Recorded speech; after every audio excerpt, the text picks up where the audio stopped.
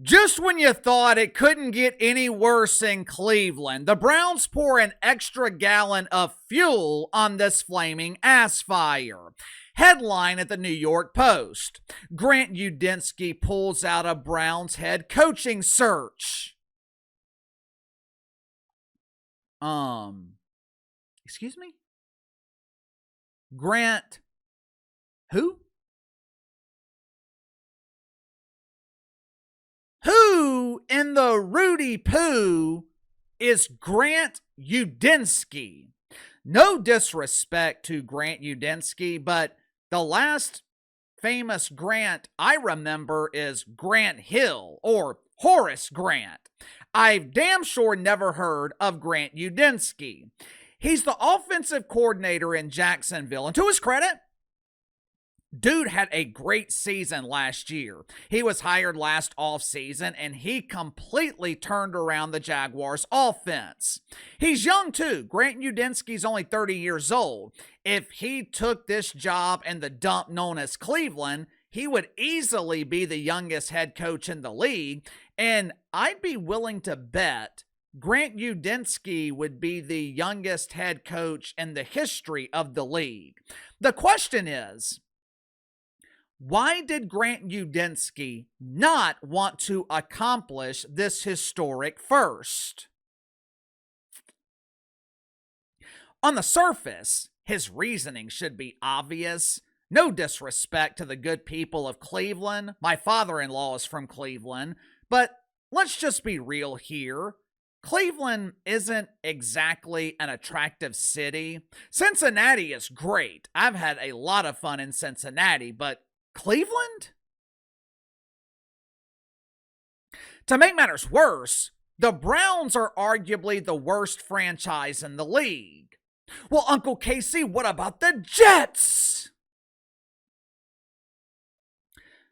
Don't get me wrong, the Jets are a burning ass fire. The only thing keeping the Jets from being a flaming ass fire is that they are located in New York City. Now, obviously, New York City isn't the destination that it used to be. With Zorro Mamdani as the new mayor of destruction, thousands of people are getting the hell out of there.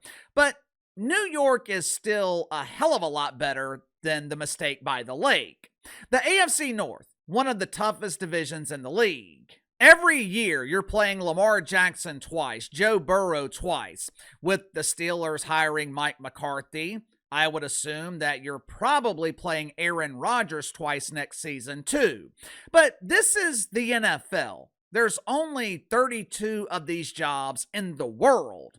Those reasons alone are not enough to turn down this job in Cleveland. Those reasons alone are not enough to turn down millions of dollars. Average coordinator in the NFL, they're making around $1 million a year. Average head coach making $6-7 million. You're not turning down $6 million raises because you don't want to live in Cleveland. So why would Grant Udinski and a handful of other candidates, why does it seem like the entire league is turning down the Browns? Maybe, just maybe, they don't want to tie the future of their career to Deion's baby boy. Make sure to like and subscribe. You can follow me on Twitter at KC_BTL84. Link to the main channels in the description below. Look, this is nothing against Shedeur Sanders. As you guys know, I like the kid. Obviously, he had a brutal rookie season, which is to be expected. But I think Shedeur Sanders has the work ethic. I think he has the mental and the physical toughness to make it in this league. The reason I think Shedeur Sanders makes the Browns unattractive, it has absolutely nothing to do with Shedeur Sanders. It has everything to do with mainstream sports media's obsession with him. Think about this from a new coach's perspective, especially a young rookie head coach who doesn't have the same level of respect from the media that a veteran head coach does. This is your first coaching job, and if it ends in disaster, it could be your last. Most new coaches, they want to bring in their own quarterback. They want their guy. Can't do that in Cleveland. The media will crucify you. OTAs, minicamp, training camp. You are dealing with endless questions about Shedeur Sanders.